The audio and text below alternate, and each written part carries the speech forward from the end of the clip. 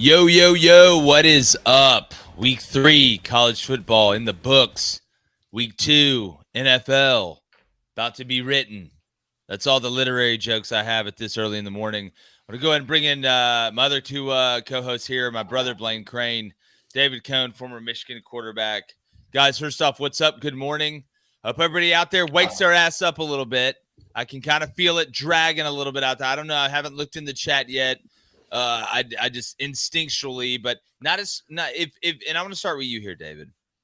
If week 1 was chalky and week 2 was drunk, give me one word to describe week 3 of college football. Can we do drunk again?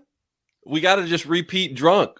I mean, and like I tried to tell you guys about this Georgia-Kentucky game. I just knew it. I knew it once we all locked in Georgia. Kentucky would play the best game in the history of their program and still lose. So not only not cover, but find a way to still lose the game. Blaine, how would you describe this? Another week of college football. What's drunk about it? Well, that's just natural state. Is that what you mean? There's nothing. It's just college football. There's nothing new. South Carolina had the biggest game of their life. They lost it. Kentucky had the biggest game of their life. They lost it. And I believe Texas is pretty damn good. Yeah, and we'll talk about, obviously, Quinn Ewers, and they're calling it an abdominal strain. Let's start, David, with Georgia, Kentucky. Remember, in the chat, if you donate, your question will get read. We're going to talk about a game. Then we'll go to the chat quickly and rock and roll. So let's start with this Georgia Kentucky game, and kind of looking at it from a 30,000-foot view. We've watched Kentucky give really good teams problems at home. We've watched Kentucky lose to very average teams at home, but it seems like when Georgia rolls in there, regardless of how good they are, this game is a ugly, low-scoring game that Kentucky's able to hang around and not pull it out. Well, that's exactly what we got.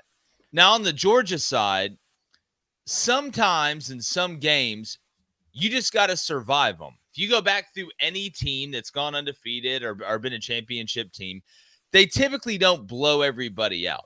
And this game went exactly like how it had to for Kentucky to have a chance to win it. We talked about having that narrow path, right? Vandegrift had to be better and just, couldn't blow it and put them in bad situations. But Georgia was going to have to help them out. And Georgia did help them out. I mean, you saw bad snaps. And I want to make sure and give Kentucky credit. I thought the game plan was good. We'll talk about Mark Stoops, obviously, punting it, not deciding to go for it. But when I look at this Georgia team, you survived it. That's what good teams do. Kirby talked about it in the postgame. You can't use the transitive property in this league and at this level and think one team played like this one week, so they're going to play it the next. But going forward, David, now I'll start with you. Georgia's got to find some of those playmakers that when you get in these games against Bama and Texas and teams that are closer to your caliber where you can't just hang on and survive, you got to make plays. I mean, Etienne had 80 yards but didn't have a score. He was good late but never really broke out. Dominic Lovett had 89 receiving yards. No receiver had a touchdown. Where are these playmakers going to come from, D? Mm-hmm. Yeah, well, I was half joking at the beginning, but I'm half serious too. Whenever, especially in this league in the SEC, whenever you have a sure thing and these guys here for an entire week that they're going to get beat down, Kentucky really flipped the script. I mean, I did think it was the best bet on the board after watching Kentucky play against South Carolina and just watching the momentum that Georgia had already created early in the season. But hats off to Kentucky for fighting. I feel like you got to find a way to win that game late. I would like to see Mark Stoops probably go for that at the end on 4th down rather than punt that away. I think, Jake, you sent out a tweet that said you could sleep easier at night, if you go for that and still don't get it. I think that's the best way to encapsulate it. Blaine, we were talking about something earlier in the week when we found out that the weather was going to be bad, and you said, okay, well, if it turns into a line of scrimmage game and it's just ugly and it's muddy, then that'll favor Georgia even more. And I sort of, in the moment, thought that you were right, but what it really turned into was, okay, Kentucky's already kind of having to play a line of scrimmage game. I don't think they're going to be that effective deep through the air against Georgia. So if you can just kind of make Georgia the same, at least take away some sort of, weapons that they have being able to pass through the air, then maybe we give ourselves a fighting chance. And that's sort of exactly what it turned into. And Kentucky, every time I looked up, their defensive players found themselves in the right spot. They were constantly in the right spot, which gave them a chance late in the football game. And, hats off to them for fighting. It's just when you fight against the number one team like that, you want to come away with a win. Yeah, and we did talk about this, and a couple of things I want to look back and go back to. Even when Georgia to week 0 beat Clemson 34-3, one thing I've said after even watching this game, I look at Georgia's offense, and there's nobody that if I was in a film room, I'd be like, damn, you got to watch out for him. Mm-hmm. Damn, you got to watch out for him. The explosion plays aren't there. The Brock Powers aren't there. The Lad McConkeys aren't there. And if this game did turn into a line of scrimmage game, which usually these Georgia-Kentucky games are really weird. I think the last 3 teams to hold Georgia under 16 points is Kentucky. Yeah. But the reason we thought this was going to be a separate occasion this year because the way Kentucky looked against South Carolina. And I know the transitive properties this, the transitive properties that, but sooner or later, my eyes are going to say, wow, y'all got your ass beat up front by South Carolina on both sides of the football, okay? And here comes Georgia, okay, that if it turns into a line of scrimmage football game, that is everything you want as a Georgia Bulldog fan. The Kentucky offense was absolutely terrible versus South Carolina. It wasn't great against Georgia, but they didn't kill themselves. They gave them a chance in the end. And at the end of the day, you could go back, and I'm a guy who harped on Stetson Bennett a lot. Average. Was I a little bit wrong? Yeah, I was thinking he was better than that. But when Georgia needed a spark play, when they need a big play to happen, Stetson's 5'10" ass would be running around there and doing it. Carson Beck has to step into the limelight of being the guy that makes the big play at the right time. Yeah, and that's, again, the main thing that I was watching in that game that surprised me was that I knew Kentucky could only run it. Y'all knew Kentucky could only run it. Georgia knew that Kentucky could only run it, even with Barry and Brown and Dane Key and some of these other guys, but it was working. Like, they were getting to the edges on Georgia. They were able to, whether it was zone, whether it was gap scheme, they weren't getting knocked back. Georgia would have numbers in the box, and Kentucky, when everybody in God knew that they were going to run it, could still run it with success. So if I'm a Georgia fan, that's what worries me the most. We can talk about the offense, and I agree, Blaine. There were some times where, Carson looked like, the moment kind of shocked him that he was even in that big of a moment. But they do have some pieces, and he made a couple throws at the end on that last drive especially that put it away. But I'm more worried about, man, how can we not line up and run the ball over Kentucky at some point and let that dam break? And then on the other side, when they go 11 personnel or they go 12 personnel, we got to be able to stop the run. I mean, Demi looked like the best back on the field. He had 22 carries for 98 yards when everybody knew they were running it. I mean, Kentucky ran the ball 45 times for 170 yards, and that includes Brock Vandegrift as well, who I thought took off and scrambled well. Can't really throw it. That's just the truth, and it's not just all on him. But going back to that decision-making by Stoops before we get into the chat, I understand, I can see both sides of it, right? Your defense has been playing good the whole time. You're down 1 point. You're like, they've been struggling. They're going to be very conservative on offense, and we've proven that we can stop the run and get the ball back, right? So I'm going to punt it here. But if it's me, the game has gone exactly how you needed it to stay in it. You're at home, right? They have struggled on offense. So even if you don't get that 4th down, David, and they get the ball close to midfield, you stop them on you get in a 3 and out or whatever, or have to use the 2-minute timeout and then take some timeouts. You can get the ball back and still go win the game, and the field position will probably be about the same. But I just don't know how. Like, Memphis went for that 4th and 3 in the 4th quarter to ice the game pretty much. They went for it, and they got it.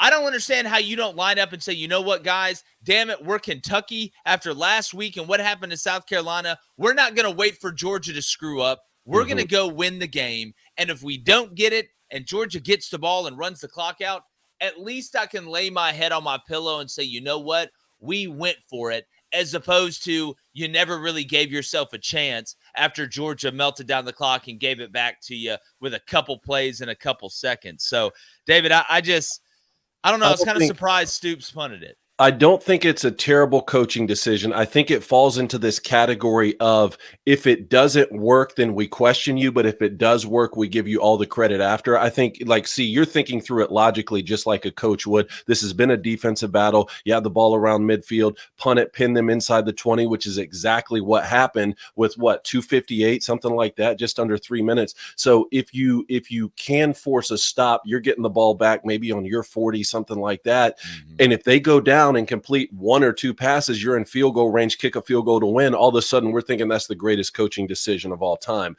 Now that that's not what happened, yeah, we can sit here and say, oh, I wish that you had gone for it. But I agree with you.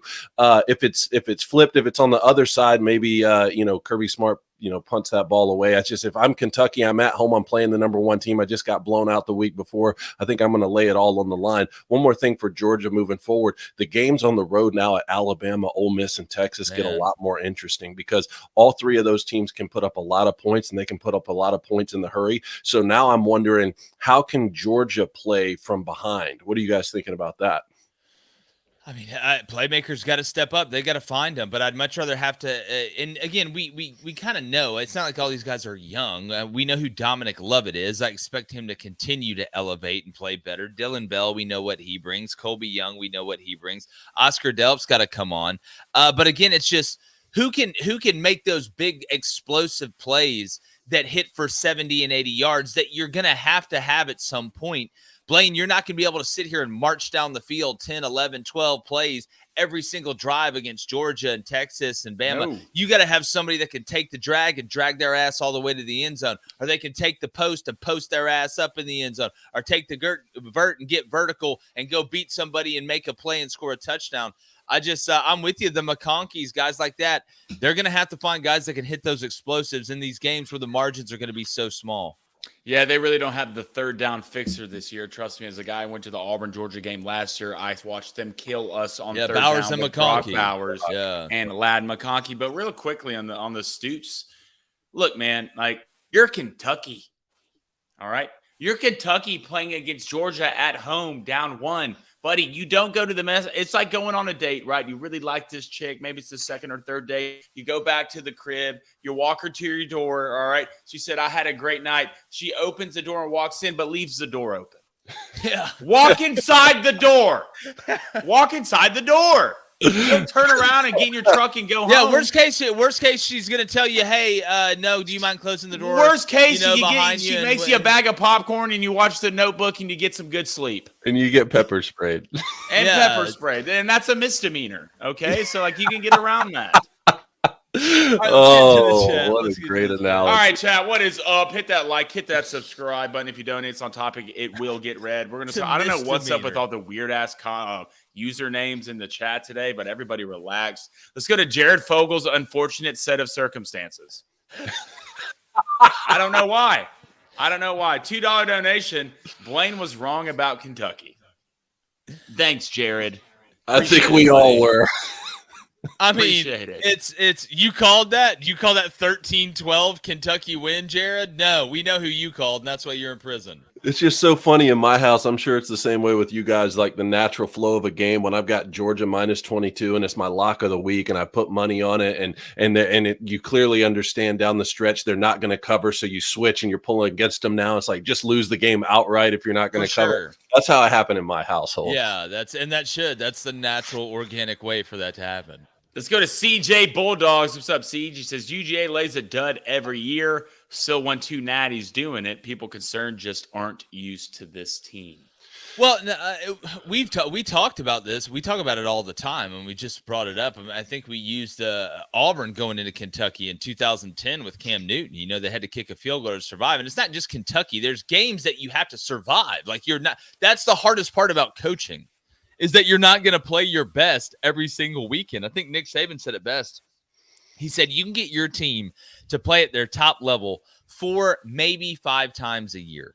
You just hope that during those other 7, 8, whatever it is, you're able to win the game. Asinine statement for me for Nick Saban. I watch you play good. I watch you play really, really good. Well, when your expectation and standard is so high, you basically don't feel great unless you play damn near perfect. So again, this game isn't about how much you win by. It's about if you win, especially if you're the number one ranked team, because you're going to get in the playoff. All you got to do is win the game. So we've seen this movie before, but it's not just Georgia.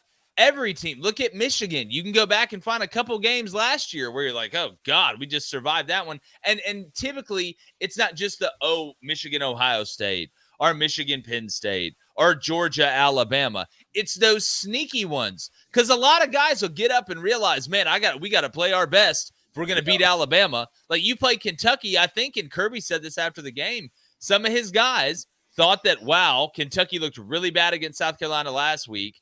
And they did look awful. It's one thing to look bad. It's something to look like that. And they didn't understand that it's really not about Kentucky. It's about you and playing as well as you can against a faceless opponent each week.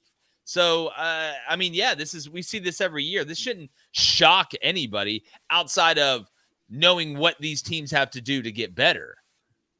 All right, let's go to Trent CN. What's up, Trent? He says, late in the game on 4th down, it is inexcusable to punt on the plus side of the field against Georgia.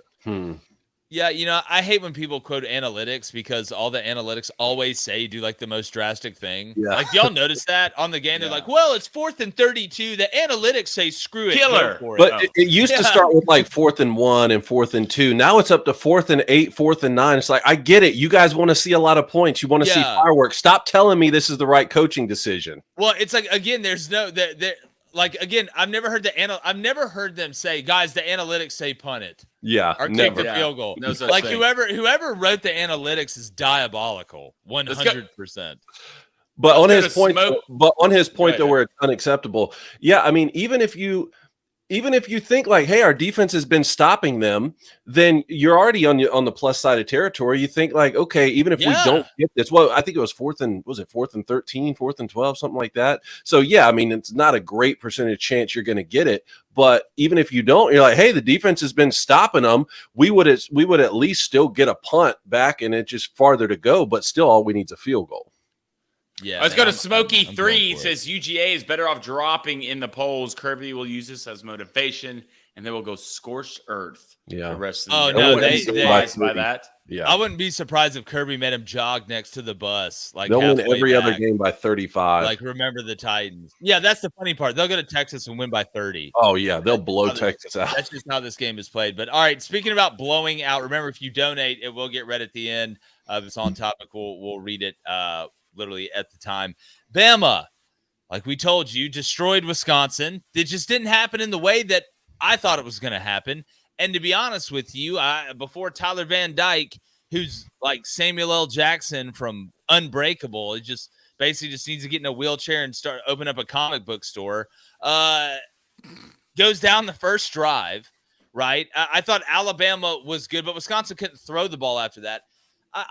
When I look at this Alabama team, Jalen Milroe, you knew he was going to have success. 14 carries, 75 yards, 2 touchdowns, 12 of 17 through the air, about 200 yards, 3 touchdowns. I think he's had like, I can't remember how many games in a row with the 2 touchdown passes and 2 touchdown rushes. I think it's 3 or 4, which is a program record.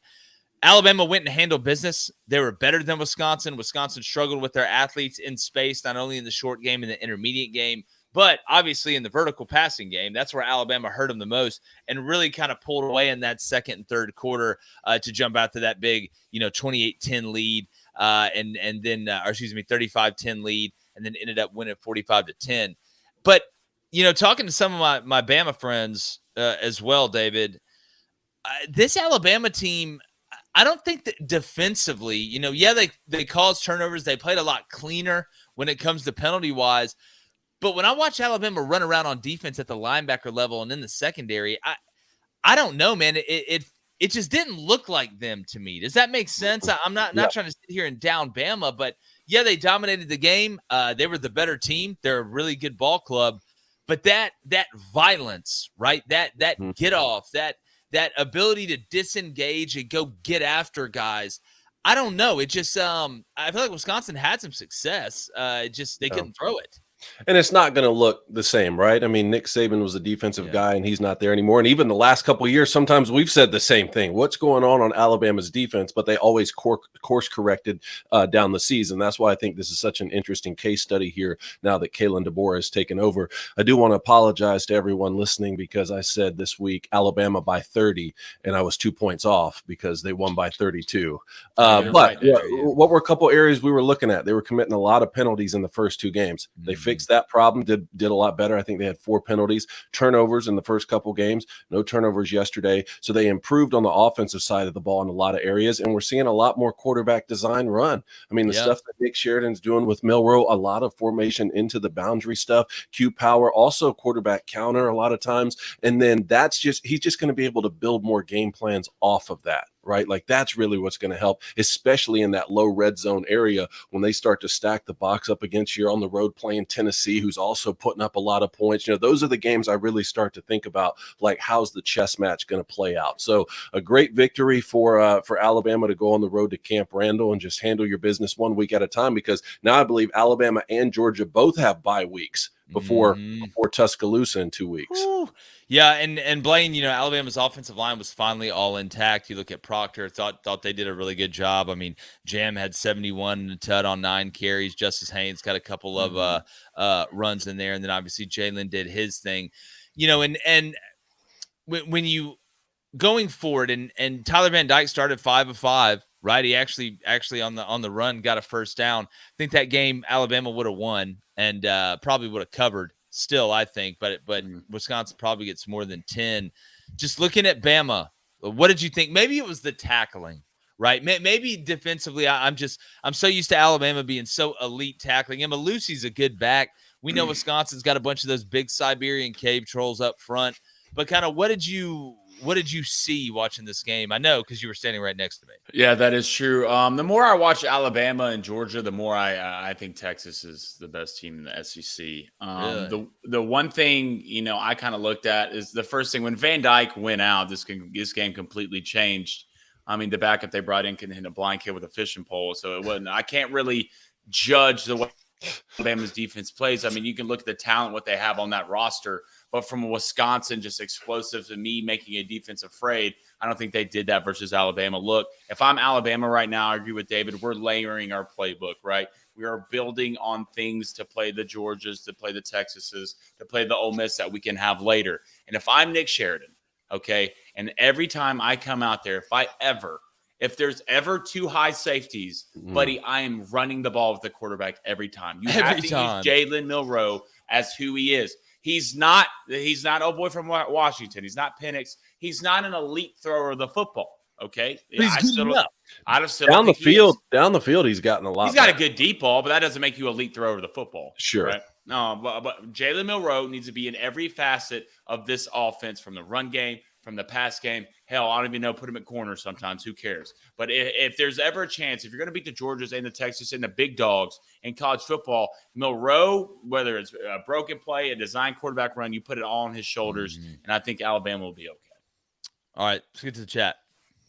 All right, let's go to We Dogging Out. What's up, brother? He says, guys, are we more worried about them getting over 150 rushing yards or Carson Beck looking mediocre? I mean, I think it's a little bit of both. I'm more worried about the rushing yards because you knew Kentucky had to do it. But let's stay on Bama, Wisconsin. Okay, let's go to Toast Jam. What's up, brother? He says, Jalen Milroe for the Heisman right now. Our secondary is good, but they're young. You couldn't really tell that much from Wisconsin. Yeah, look, Jalen's in there. He's in there as much as anybody, right? With the numbers he's putting up and his versatility through the air and on the ground. And yeah, Wisconsin really, couldn't throw the ball. There was a couple spacing things they did. Sat down in zone coverage, which worked on the touchdown. A little bit, just got beat, really. It wasn't miscommunication. Y'all looked like y'all were in man. He just threw the guy open and you kind of got out leveraged. So when you look at this Alabama team, I think they're more dangerous on offense than they are on defense. I don't think anybody, would say that that's crazy.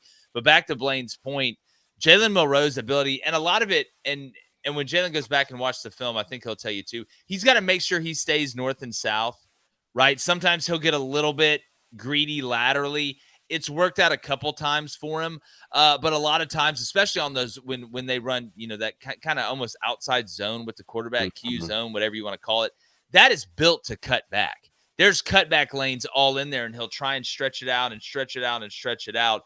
But again, if we're having to say that's what you need to work on after, once again, running for 2 touchdowns and throwing for 2 touchdowns and a 40-210 ass beating on the road, then that's a great situation to be in. Yeah. All right, let's go to 2 Lucky B. What's up, man? He says, are we worried about all the penalties DeBoer is getting for this Alabama team? It could cost them in a big game.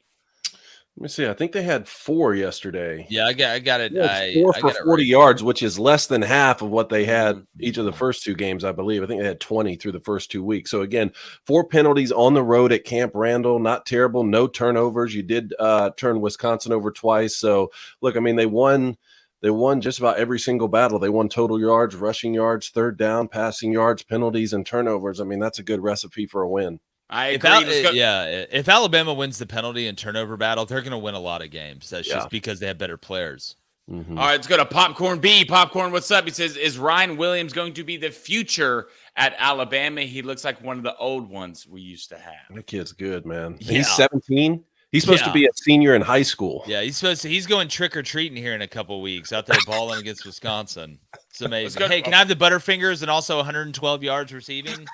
Thanks. Let's go to a $5 donation from SR. What is up? Taking one game at a time, September 28th. Can't wait. RTR for life. Yeah, but we got a big announcement for that one too, my friend. Don't worry.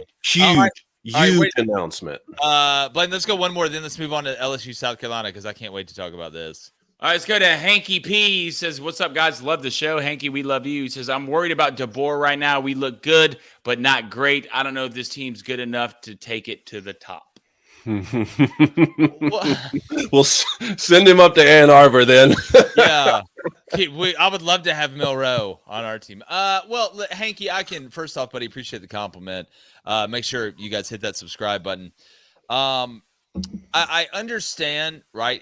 There's still a newness to it, right? But let's go back to Saban's last couple years. It looked about like this, right? So it wasn't like y'all were just dominating everyone and we're still winning national championships every year. You're an elite team, but it looked very similar, at least so far, and it should. You got a lot of the same players, right? And you're in this transitory period after Saban with DeBoer. Do I think you guys are the best team in the country? No. Do I think you guys, if you play clean and catch a couple breaks, can win the national championship? Yes, especially in a 12-team playoff. So far, being 3-0, winning the way that you've won, right? Watching this team make 2 messes, but then clean it up on the road against a Big Ten team. I would actually feel better sitting there right now today, a whole lot better than I did last week, even after the last 4 minutes against South Florida. Or even last year, think about where we were week 3 a year ago. Yeah. Alabama had already lost by double digits at home to Texas, followed that up with barely beating South Florida on the road. And you didn't know who was going to play quarterback. Tyler Buckner, the lacrosse player, was out there trying to play quarterback against South Florida. Jalen Monroe was on the bench. You didn't know what was going to happen. All of a sudden, you win every other game and go to the college football playoff. Without a doubt. All right, let's move on to LSU South Carolina, Blaine. And I want you to start on this one because – it's so unfortunate, obviously, what happened to Lenora Sellers the minute, and it was like the play before halftime, right? Yeah. Where like the last play before halftime totally changed that game. But, your overall thoughts on the beginning, how it went, kind of LSU looking dysfunctional, South Carolina getting a somewhat big of a lead, and then LSU's ability to fight back and win the game. And I get the refs weren't great. I don't think they did a fantastic job. Yeah. But I don't think the officials were why South Carolina lost that game. I don't think get mad and cry about it, whatever, but I don't think so either. And I think refereeing around college football is somehow getting worse, which I didn't think could happen as bad as it already was. I think 2 things can be true at once here, and we say this on the show a lot. I think LSU looked like a poorly coached football team. And I think they still won the football game.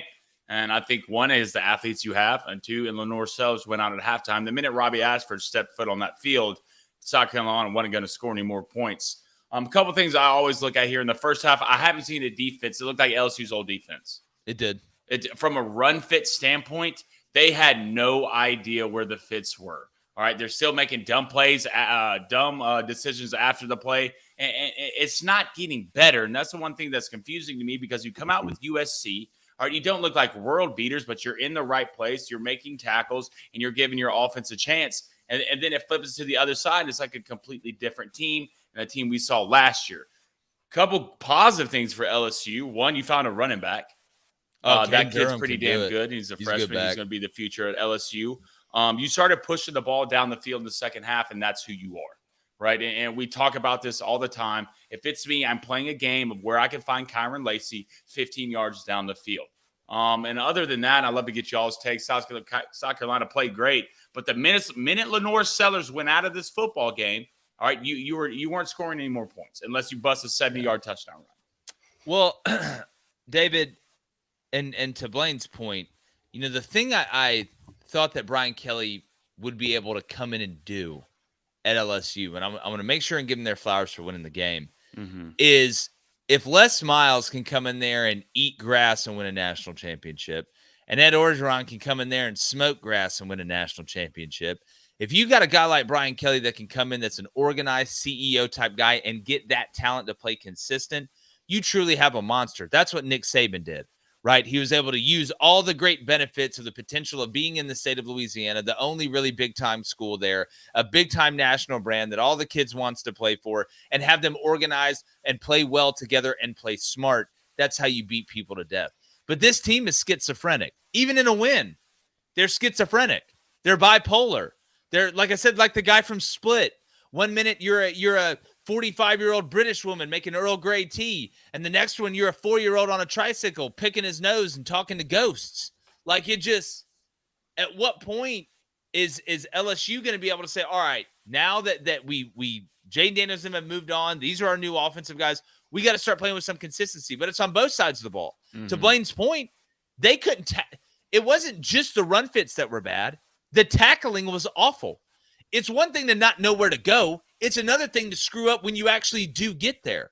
But they figured out a way to step up. Now, South Carolina had some untimely penalties. We can talk about the pick six that got nullified and brought back.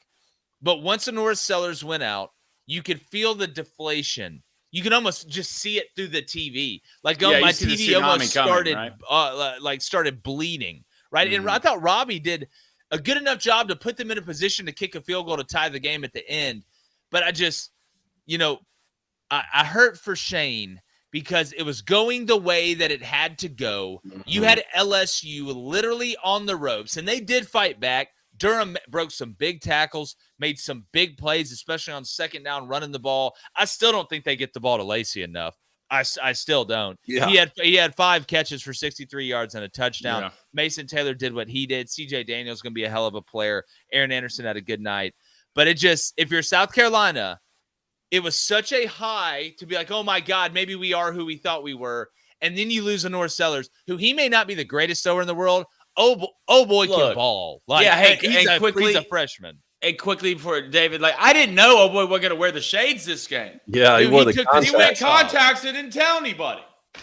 You have a look and you're going away from it. But on the LSU point, it feels like Brian Kelly thought he could just walk into Baton Rouge because the athletes are so good that he didn't have to coach. Like, we can just walk in and win and we don't have to coach this team up. Because, Blaine, I agree with you. That's exactly what it looks like. It's not a well-coached football team. 2 years ago, it's the special teams. A year ago, it's the defense. Now it's a little bit of everything. Everything looks hard. That win for LSU over South Carolina, that was uglier to me than even Georgia's win over Kentucky. Every single thing looked hard. Garrett Nussmeier is a good quarterback. He's not really playing like one. Some of the decision making is absolutely terrible. They're getting way too many penalties. They're giving up sacks. They really can't stop the run, even when South Carolina is just going to run the football because Lenore Sellers has gone out. Rocket Sanders has 143 yards. He's busting runs of 75 yards, 66-yard touchdowns, whatever. Every every single thing looks hard right now. And I don't know where LSU goes from here, because I've been hearing the same things from Brian Kelly is, oh, we got to clamp down. We got to coach the kids up better. Like, it's just, it hasn't happened yet. And I mean, and that's in a win. So I know you can go back and say, like, win the football game, but I'm watching LSU players while you're down give the gun signals after scoring in the end zone again. I get that's part of the LSU culture or whatever. Didn't we just see this 2 weeks ago against Southern Cal, where you got penalties for flashing up the gun signs? And also, you're losing. I don't want to see any celebrations from you when you're losing the football game. But Nussmeier, like, I don't know if I've ever watched a guy, and I think LSU fans are really going to feel me on this. I don't know if I've ever watched a guy where one play I'm like, that is the best anticipatory throw that I have seen in a long time. And then the next play I'm like, that's the dumbest ass decision I've ever seen. That's in Davis my life. Warren, right? Yeah, too. Dude, some of the throws that he made, that Garrett made yesterday, you're like, all right, NFL first round. Like, when the ball's leaving his hand, the guy's not even out of his break. He threw an out. Blaine, I think it was an out. That was maybe the best throw of yesterday when you go back and look at the timing. Well, but then anytime he gets pressured, he bails. Right? He bails and he throws off his back foot. Everything is off his back foot. And what happens when you throw off your back foot, David? That ball floats and it hangs and you miss high and it goes straight to somebody. And then you look at the decision on the pick six that he got the quote-unquote blindside block.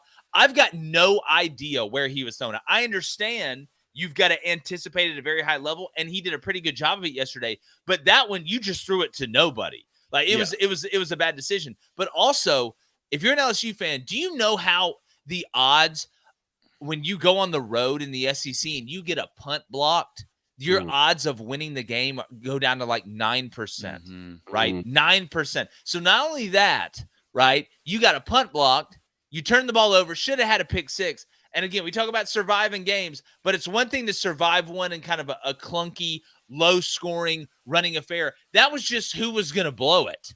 Like, who over time was going to blow it the most. And I just, I want to get to the chat, but, Garrett, I saw a lot of good, but I saw a lot of what Moscona was talking about in fall camp. And I'm telling you, that's why before game one against USC, I guarantee you Sloan looked at him and said, if you don't turn the ball over and make stupid decisions, we will win this game because our offensive line is so much better than their defensive line. And that's why LSU was so conservative in that game, and he looked nervous to throw the ball down the field. I'm telling you, bro, that was it. And you saw a little bit why. Not saying he was right, but you saw a little bit why.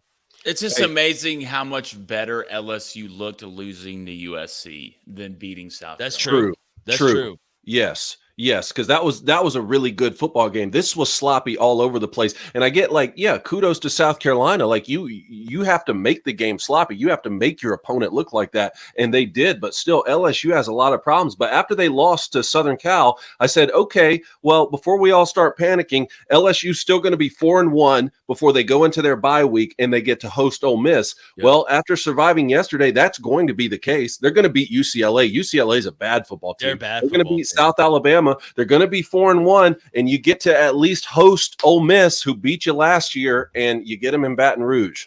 Yep. Yeah, let's go. What are our thoughts on this blindside block here? You can't hit the quarterback anymore. Well, not even that. I mean, technically, you can't do it. Here's what I would say. Did I love the call? Because it used to be that when you threw a pick like that, you would try and find the quarterback and hope that he was around the play. But this isn't old school football, and you can be upset about it. And I get it. If I'm a South Carolina fan, I see why you're upset. If I'm an LSU fan, I see why you could argue it's a penalty.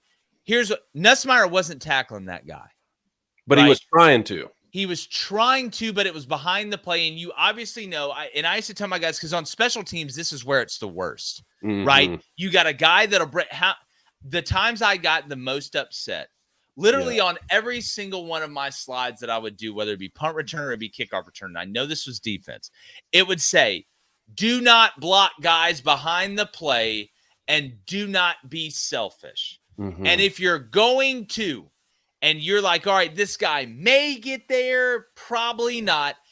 We would literally work on setting picks like it was basketball. Because at least at worst, he'll run through you or he'll run around you and he won't get there. My question is, why if you're a older guy, if you're a smarter guy, and I'm trying to remember who did it. I can't remember off the top of my head who did it. But to me, why? Mm-hmm. Why? I would rather have the touchdown. You know what would hurt him worse? That pick six to put the game away. Not you hunting up the quarterback. And I understand South Carolina fans that are pissed off about it. I probably wouldn't have thrown that flag if I was the referee. But I'm not the referee. Mm-hmm. So to me, why? If I'm going to do it, I'm going to set a pick like it's basketball, because I know I've played enough football, and so is that guy, to realize where Nussmeier was and where that ball was intercepted. He wasn't going to tackle him. That was a pick six. That was an old-fashioned spit it to the side, pick off and let's ride pick six. So I think it was kind of a bonehead play, but I probably wouldn't have thrown the flag. It just tough, man. I like hearing your perspective as a special teams coach, because you're right. There's nothing more frustrating than when you got a guy breaking down the sideline and there's a block in the back or something 30 yards behind the play. Yeah, okay, so from my perspective as a former quarterback, I've tried to forget most of my interceptions, but I still remember a couple of them. Yeah, there was a time, Jake, when defensive players were taught to go ahead and hunt down the quarterback, get one extra shot. That can make the difference in a fourth quarter. Get one extra cheap shot on him, especially at lower levels of football where referees can't see everything.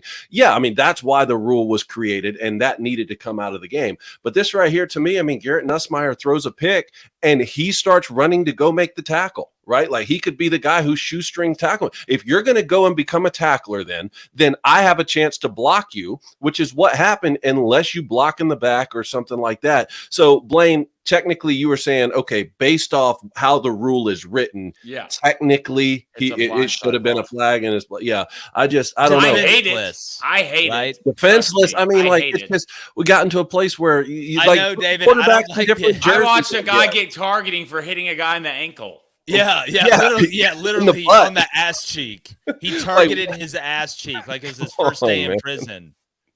All right, let's get into the chat. Let's go to Hoff Pair Concrete Simplified Crawfish Company, a $10 donation. What's up, brother? Is it just me being hard on my team, or does anyone else see LSU not playing to their potential, not firing off the ball, giving up on plays, not popping pads? Is it just they're not well coached, or they look like they didn't even want to be there? Well, and again, if this is why you watch Crane and Company, right? Because all week we kept talking about LSU's lost like a defensive lineman each week for the season. It's been, I know we're only in week 3, but where was the concern from LSU fans coming into this year on defense? It was, man, we didn't go out in the transfer portal and get the defensive lineman we wanted, or the type guys that we needed. And you lost another one last week. South Carolina knows that. And Shane Beamer is smart. So they took advantage of it, and that's why I think you saw not only alignment issues, but assignment issues when it comes to run fits. Now, having said that, the linebackers got to make the D-line right. If the D-line screws up, if you go in the B gap, you're supposed to go in the A gap, and I'm a linebacker, my ass got to make up for it and go in the right gap. But I'm probably not lined up in the best position to be able to do that, but I still got to be able to get there. So it felt like the chemistry. We always talk about the chemistry between the quarterback and the offensive line, but nobody ever talks about it between the linebackers and the defensive line. That's a real thing too. Oh, boy's got a green dot too at Mike. So it looked to me like even when LSU would fit up a lot of stuff right, South Carolina was still able to mush them a little bit.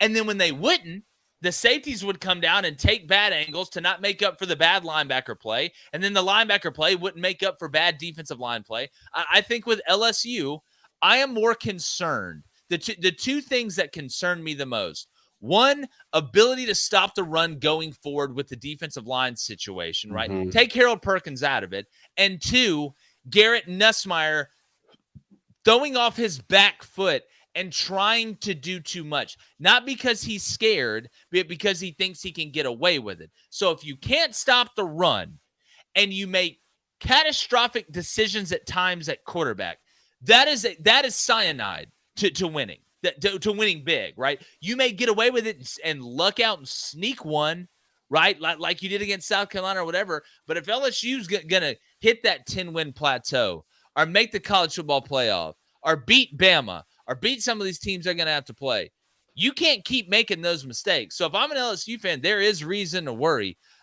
because you're deficient in some important places. But you're also really talented. Throw the offensive line in there too. Remember, preseason, this was ranked as the #1 unit in the country, at least top 3 offensive line. 3 weeks in, they still haven't had a 100-yard rusher, and you're giving up sacks. Crazy. That's the craziest part, actually. Let's go to Peyton Kemp. Peyton, what is up, brother? LSU doesn't have the defensive players yet, but the cavalry is coming. We need a couple more years. Cap. I don't think that I agree with you that this isn't like the normal LSU, or at least what I remember growing up. You know, you look at the past couple of years, it's kind of starting to be par for the course. But like last year, you did have like Mason Smith, right? You had a couple guys that you're like, all right, well, there it is. And LSU's got guys running around that can make plays. Maybe they're not as experienced. Maybe they don't have as much of them. But I think talent should never be an excuse for LSU. Oh, we're not talented enough. I don't know how that happens. That's like, you know, fat bastard from Austin Powers saying, oh, I'm not fat enough, or I don't eat enough. Like, dog, that's like what you do. LSU being talented is what y'all out-talent people. Literally, Les Miles, y'all just out-talent them. Ed Orgeron, y'all really out-talent them, and especially in 2019, and then, you know, it all fell apart. So I don't know, man. I don't, some places just the talent ebbs and flows. It shouldn't be that way at LSU. It shouldn't, in my opinion. Let's go to Cajun Corey. What's up, brother? He says they need to make Durham the feature back. Do you think he'll be the #1 guy going forward? That's y'all's back. Yeah, that's him. You know who he reminds me of? Clyde Edwards-Helaire. That's who he reminds me of. Go watch him run. He's low to the ground. He does a really good job of rolling his hips through contact. He's not the quickest guy laterally, but he's smooth. And smooth is fast, and his acceleration, his ability to stop and start, his ability to stop and then go fast and burst, that's what makes you hard to tackle, right? If you're one speed and you run smooth and there's a lot of surface area, that's easier to tackle. But when you're able to change speeds and you're low to the ground, which means there's less surface area, and you run with your knees to your face mask, that's really, really tough to tackle. And he's like one of those pinballs, right? Like you can't knock him over. Like you just always end up staying up. So Caden, he's a Beyblade. Y'all got a Beyblade at running back. So like it's true. That's the best way to put it. So Caden Durham's y'all's back. But all right, let's move on. What game do you want next, Coney? Oh, y'all tell me, man. What'd y'all think of Auburn's new quarterback? Thought he handled the game well. Yeah, like New Mexico's bad on defense, but he made good decisions with the ball. I thought he put some balls in good spots. I thought he did a good job checking the protection and checking them into plays. There's a couple where he needed to execute the throw into a blitz, right? One on a slant where he made the right decision and wasn't able to do it. But he didn't look like a panicker to me. He stepped up when he needed to step up. It didn't look too fast for him, and he should be a lot more confident going into a game where the guys are going to be faster, getting back there. It's not going to be as clean. The windows are going to be tighter, and mistakes can cost you the game. So I thought he handled it well. I don't think he could have played much better, but I'm telling you right now, man, and I don't put this on DJ Durkin and Auburn's coach stuff. Auburn's athletes on defense and as a whole, not very good. We're slow. We're slow, especially in the back end. The angles are bad. There are no edges on the defense. I know Dampier's a good player. That New Mexico team, believe it or not, offensively, Medford, I think, is an NFL guy. But for some reason, we don't read receivers in man coverage. And look, I understand if the ball gets underthrown, sometimes in man, guys are going to make plays. It just happens. That's tough. But there's no nuance. There's no high IQ level in the back. And plus, we just look slow. Like Dampier ran circles around. Like the thing about Auburn is, in the past, you could say what you want. And there's some good and there's some bad. But we could always run. We run like hell on defense. This team, to me, is slow and not very smart, right, defensively. And DJ Durkin is a really good coach, and I think that's why you see in the second half they're able to limit some of these things because he's seeing what the teams are doing to him. But when you go up against the Arkansas, man, it's hard. it's going to be hard for Auburn to stop people. And the offense is still a question mark with Hank Brown. So if you're an Auburn fan, you feel much better about winning against a team from New Mexico. But I don't know if there's more than 5 wins out there, Blaine. Oh, cooked. 100% cooked. There's no way you can watch that game as an Auburn fan. First of all, I don't want to hear anybody get excited about beating New Mexico. Know who you are. There's nothing that I was like, other than Hank being a freshman and looking pretty good, you can get excited about that. I think that kid's future is bright. But I don't know how Auburn's a 5.5-point favorite against Arkansas. I don't either. The things Taylor Green will do to this defense is going to be illegal in about 44 states. I don't know if we're going to be able to tackle them. Just running, we'll have no edge. He'll be able to get us to the edge. You can't. We have no edge. And the one thing that does upset me, at least pick a poison. All right, if you're Auburn, if I see Auburn put 3 guys' hands in the ground, all right, and drop 8, and no one's guarding the flat, I'm going to lose my mind. Okay? If you're going to bring 3, at least be good in pass coverage. You can't be bad at both. And that's what Auburn was. They're not athletic in the back end. If Keontae Scott catches another punt, this balcony's looking pretty nice right now. No, dude. Well, it's not just that. He's getting cooked and covered. This is a guy that's bad all around. All SEC. Like you're out here just getting smoked by Wysong and the rest of the Jersey boys out at wide receiver. Like what? It's gonna be a long year for Auburn. And again, David, I look at this team, and Blaine's right. I understand why you're like, hey, maybe we don't have enough quality defense linemen. Maybe we have better linebackers than we do D linemen. So let me make up for that by putting our better players out in the field, right? 3 D linemen, 4 linebackers, or 3 D linemen, 3 linebackers, and a DB, whether nickel, dime, whatever. But to me, it's not working. Like to Blaine's point, if you're going to rush 3 and play coverage, cover somebody. Mm-hmm. Like I don't want to pay more for insurance and it'd be worse than people who pay for cheap insurance. Like either that or heat their ass up. Just not every time. You can't do it every time. But that's really, I think, where Auburn's going to have to go. We saw that in the Cal game. What they ended up doing. DJ Durkin was like, you know what? We're just going to bring them. Like at this point, we're just going to bring them because we're not getting there. We're not covering anybody. So we might as well just try and bring more than you can block and see if you can make a mistake. If you do that against Taylor Green and you do not get him down, which if Dampier can make you miss, Taylor Green's going to make you look like you're Helen Keller, then he'll go hit his head on the goalpost from 70 out, and he can throw the ball. The fact that Auburn's a 5.5-point favorite in this game, I would take Arkansas money line right now. I would do it right now because there's no way in hell that by the time this game is kicked off on Saturday, and knowing Auburn, it's voodoo, witchcraft, whatever, that this game won't be under 3 points. Either way, it may shift to Arkansas. This money's about to pour in on Arkansas because it should. If you're Auburn, you still don't know offensively, right? Mm-hmm. Still don't know. I still see some of the same things. Jarquez Hunter, he's going to fumble once every game and probably in a crucial moment, right? He'll do a lot of good things, run for 140 yards, but he'll fumble in a crucial moment like he did in the first drive coming out of halftime, like he did against Cal, like he did against Cal last year. You go through the list like he's done against Bama. I don't know how many times. So you don't know about the offense. The worst part is I know about the defense, and there's not a play call in the world.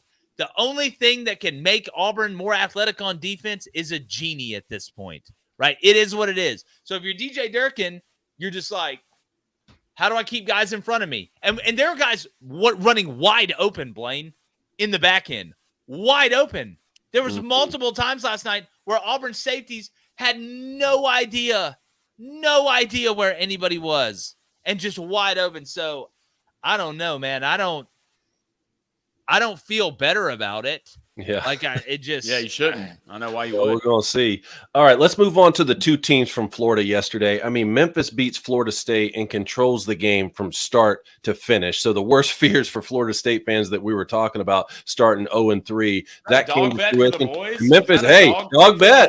Come on. Let's get excited. Worse, like Memphis didn't even play great, right? And controlled the game from start to finish. I do think they're the G5 leader right now. And then, while we're talking about it, Texas A&M comes into Gainesville, rushes for 310 yards against Florida. Connor Wegman doesn't even playing a new quarterback, and now the reports that the Board of Trustees at Florida, the Board of Trustees that they've called a meeting for this morning for the Board of Trustees. So I don't like, what's a worse situation right now, in Gainesville or in Tallahassee? God, I think it's in Gainesville because at least you won a bunch of games last year for Florida State. Yeah. I mean, they called you the fat kid at recess at the end, but at least you won a lot of games. I'll start there with Florida State, and this is exactly what I said after the game. But on social media, I was like, the saddest part about that, Memphis didn't play very good. True. I don't think that defensively, I thought they tackled well. Right, they're coming downhill. We knew they swarmed defensively, but offensively, I thought their offensive line didn't play good. They struggled to kind of get a run game going. They were able to kind of crack that nut in the second half. Hennigan's an NFL player. He's good, man. I mean, he made a couple throws. That white tight end they got, who just looks like he's about to just, sell you a jacuzzi or like an F-150. He's from Sweden? He's from Sweden? Is he really? I don't know. Wait, didn't they call him the Big Swede or something? I think it was some team. I can't remember. I thought it was Miami, but someone has a big-ass Swedish tight end. Yeah, it's but no, look, I thought Memphis, just played all right and was able to win the game. FSU offensively. And it's to the point where like even Louis Riddick was like, God, this is bad. Like, and then you'd see a flash every now and then because that's what DJU does to you. And it wasn't just on DJ. Yeah. There were times he had guys drop wide open passes. Again, Louis Riddick was like, this is just bad football. Like, even when everything went right, even when DJU made the right decision and put the ball where it needed to be most of the time, they weren't able to get it done. I mean, you have Roydell Williams fumbles on the second play. Memphis safety comes downhill, hat on the ball, pops it out. So nice win for Memphis. Florida State is 0-3. I forgot who they have next, but I got a feeling it's going to be 0-4. And I think this is when you play this portal game, right? When you want to Frankenstein teams together, sometimes the monster is able to go and you take him on tour and you make all this money and he looks good and he listens. But sometimes he escapes from the house and you wake up, you don't know where he is. And then you hear screams and you see torches and you run out and he's ripping the banker apart. Like I think it's almost a compliment to how he got all those guys to play together so well that were mercenaries off last year's team. But as far as Florida, and Billy, and I mean, what are you going to say? But Billy in his press conference was like, look, we've done a lot of really good things behind the scenes, but we're not seeing it on the field. And he's like, unfortunately, that's what you're judged by. Well, yeah. What do you mean, unfortunately? That's right. You get paid to win. Salesmen get paid to make sales, right? Politicians get paid to get elected and then make decisions to the people that paid them to get elected. That's just the way that this thing works. So not only have you been awful in big games, and I've tried to give him probably the benefit of the doubt longer than anybody. Yeah. Right? Because I understand how I've been at that level coaching and understand the time and all that. But at this point, dog, you tried everything. Now it's over. DJ Lagway was your last hope. He was your door on the Titanic, and Kate Winslet wouldn't move over. Sorry, Leo, you're going to freeze to death now, right? I don't know why you wouldn't move over, but now you're going to freeze to death before the lifeboats could come and save you. So they don't have board meetings to decide to not fire people. So he might get a raise. Yeah. They don't call them. Yeah, the people don't fly in from wherever they are, and to decide to keep you. Blaine, so becomes now who's the interim? Yeah, I have two questions for you, Blaine. Okay. One, does Billy Napier make it to Mississippi State next week? And two, is Florida State doomed to lose every game until that one better eats that dog poop? Absolutely. Yeah, I'll answer the first one. I don't think he's going to make it to his car. All right. And the second one, Florida State will be in ruins until that man puts dog poop in his mouth. That's just the way the world works. Okay? That's just the way the things work. Billy Napier, it kind of reminded me in that press conference, it kind of reminded me of like Saving Private Ryan when Tom Hanks was shooting the tank with the pistol. But America never came. America never came. It was just him. And he was shooting the tank with the pistol, and then he just got blown up. I don't want to laugh. I don't want to laugh at any of this, but like I haven't seen a guy like Billy just looks so beat up, man, and it sucks. Yeah, I know it sucks. It's a tough job. It's a tough job, but hey, you're about to get paid $22 million. Yeah. Oh no, Grandma DJ Lagway, good luck. I'm gonna go sit in the Barbados cheese, eggs, and potatoes somewhere. But quickly, Jake, whatever you're about to say, I'm sure it's brilliant. Okay, but let me just get this out really quick. All right, in the chat. All right, I will Venmo someone $20 if they go back to the J Boy show and go back to Billy Napier getting hired.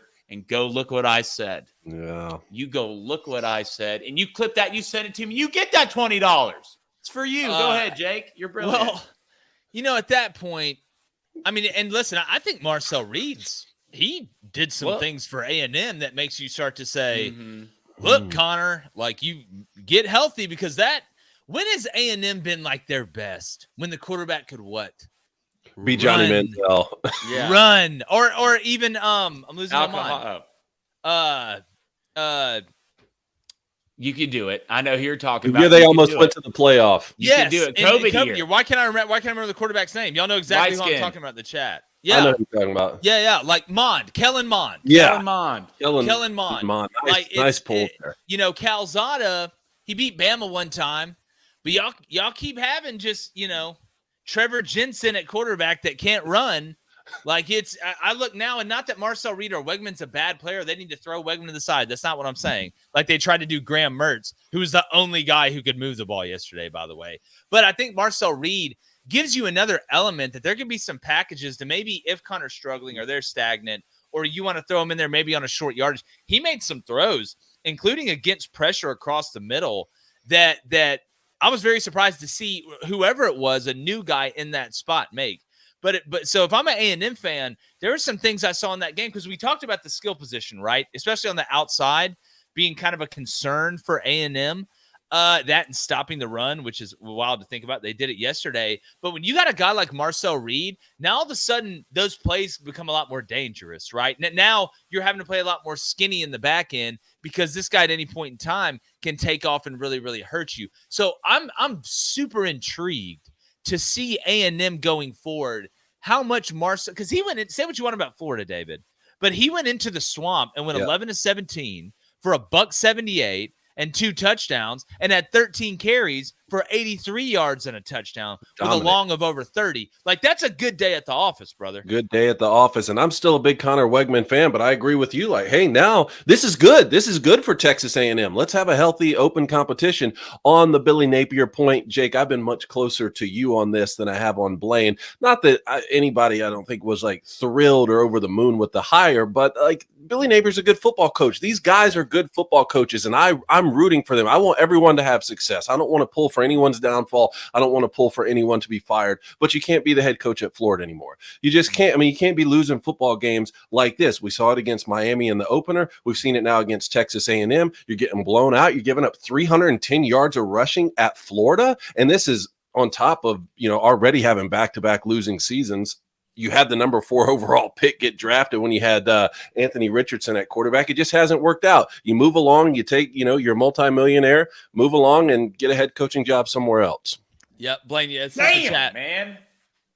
It's just, God, could you imagine just being really bad at something, getting paid $1 million for it? I know. It's a great gig. I'd like to try it. And I wouldn't be surprised if I saw Connor Wegman in a Florida jersey in the third quarter. Like, look, to be honest, he might never play a snap again at quarterback at Texas A&M. You really think that? I don't know how you do that. I mean, go look at the first couple weeks. That was a completely different team out there. It really was. It felt like A&M found their future. And a lot of people didn't know about this kid. But guess who did? This guy. All right, I'm on year 5 in the online dynasty with A&M. Trust me. Oh, boy, he didn't play that much for me. Cortez Money came in. He was a 97 Cortez Money? I had to put him at quarterback. But you've found the future if you're Texas A&M. He brings a whole nother element to this offense. And Anarchy 99. Yeah, and I think I wouldn't be playing the video games helps us with our jobs. It really does. Look, it's research. It's grow up. It's like I tell my wife. It's like, look, I'm doing research right now. Please respect the space. All right, let's go to. Go ahead. Go ahead. All right, let's get to the chat. What's up, chat? Let's go to Danny Barry. What's up, DB? Says it won't be Urban going back to Florida. Rumors out that he's in talks with Notre Dame to replace Freeman, who will end up at Florida. Well, I think, look, anybody that's trying to guess what Lane Kiffin is going to do, good luck. Like it's like Harbaugh. Like there's some guys like, who knows? Like I think one person knows, and that's Lane Kiffin. But and that's who you're going to hear, right? That's what the name that's going to be thrown out there. In a place like Florida, there should be a bunch of big names that are thrown out there. But the question I asked, and we talked about last time, we talked about with Josh Pate, was like, if you're Lane Kiffin, I understand, like, you wouldn't be stupid to go to Florida. Overall, Florida is a better job than Ole Miss, potential-wise, right? I think we can all agree there. Just because for a couple reasons. Obviously, you're that biggest school or the state school in Florida. And I know Florida State fans and Miami fans, and I get that, but it's still Florida, which has better players overall than the state of Mississippi. and Florida has one bigger than Ole Miss has for longer, right? And we can talk about the money and this, that, and the other. But if I was Lane Kiffin, I'm only speaking from my perspective. Every time Lane had this huge big brand job, which he is building Ole Miss into a big brand, but it's different when you go to a big brand that's already big as opposed to building it yourself, right? It's like, it's a lot different when you live in a 3-story house that you and your brother and granddad built and your father built, as opposed to one you just moved into because you bought it off the market. It's a little bit more special and it's a little bit more personal and customized because you built it. Everywhere Lane has gone, that's been a massive brand, whether it be the Raiders in the NFL, whether it be Tennessee and then he goes to USC, or USC and it doesn't work out or whatever, it's ended in a catastrophe, right? So now he gets relegated to the shadow realm of being Nick Saban's assistant. Then he gets his opportunity at a place at Ole Miss that has money, that's in the SEC, that is proving it can win at a very high level, and this could be their biggest year yet, and they're really good. They beat Wake Forest so bad yesterday that even before the game, during the week, when Wake Forest saw the film, they called over to Ole Miss's athletic department, was like, we want to buy out of our game over there because we don't want you to pull our pants down and show everybody we got a little one in front of everybody at the high school. So if you're Lane, do you really want to go and all right, yeah, it's Lane Kiffin. You'll be able to bring players. You're good in the transfer portal. We know what Florida is. But you're sitting there, it's the Goldilocks porridge, man. This porridge is a little too hot. Weight catching hella strays. This porridge Whoa. is a little too cold. But this one in Oxford, man, David.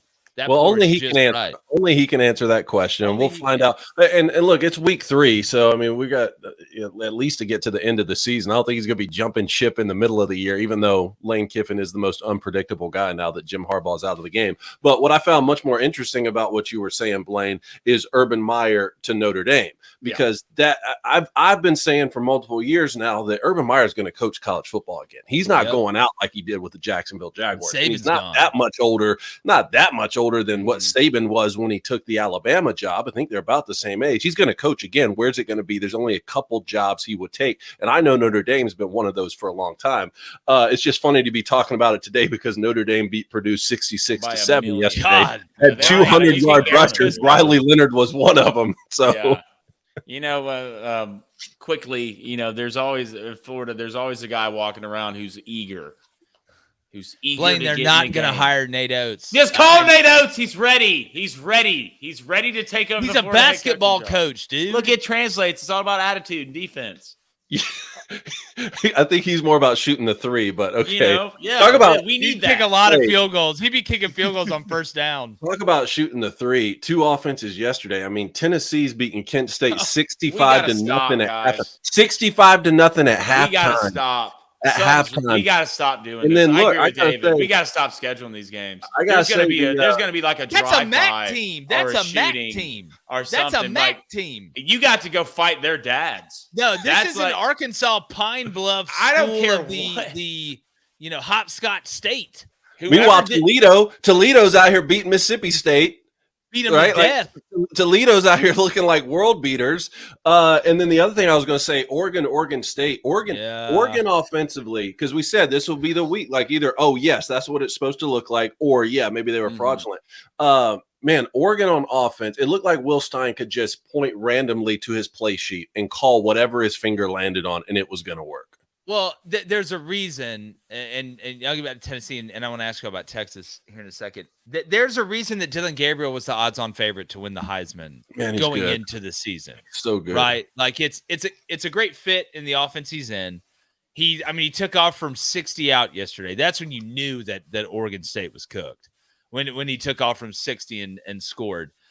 But what I wanted to see was up front in the line of scrimmage. I wanted to see Oregon dominate the line of scrimmage. Defensively, and Oregon State is a good run team. They do a lot of the similar things to what Jonathan Smith did, who's at Michigan State now. They got a quarterback that Jabari that's really athletic, right? Can extend the play and actually threw the ball better than I thought he would yesterday. I'm still a little worried about Oregon's front seven defensively, but offensively, that's what we thought we would have been seeing for the first couple weeks, right? And Dylan Gabriel putting up stupid numbers, seeing Ferguson at tight end, Tez at slot. You can do multiple things with him. Evan Stewart, we know what he's been doing.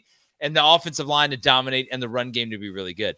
That's what we expected to see offensively. And Dan's going to get the defense right. Not that they were awful, but there's a certain standard that Oregon's expected to play to under Dan Lanning in that front seven. Don't really know if they did that yesterday, even though they did only give up 14 points. But no, they needed that.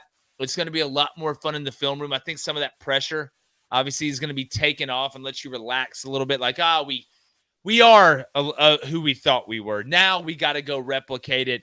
Don't be shocked if you see Oregon really, really explode over the next couple weeks offensively. I don't think I've ever seen Dylan Gabriel panic. No. You could point a loaded machine gun at Dylan Gabriel, and he'd be like, hey, check, hot. Yeah. Hey, MG left. Just really nice with it. Let's get a $5 donation from Colin Moore's Magic. So did any of you watch the Ole Miss game? And also, Lane isn't leaving Ole Miss. His brother's building a house near him. And trust me, I'm a crazy Ole Miss fan. Yeah, look, you could be right about Lane not leaving Ole Miss. I would lean toward I don't think he would, but his brother building a house, they can build houses in Florida too, like pretty quickly. So I wouldn't say that'd be the thing. He'd be like, guys, oh man, Florida's my dream job. I'm not going to take it because Chris is building a house, on next to Broadway Street. So I'm sure that's not. They'll buy him a house in Florida. Look what they're about to pay Billy to get out of his house in Florida. As far as Ole Miss, dude, I'm telling you, like, yes, let's talk about the offense. That's great.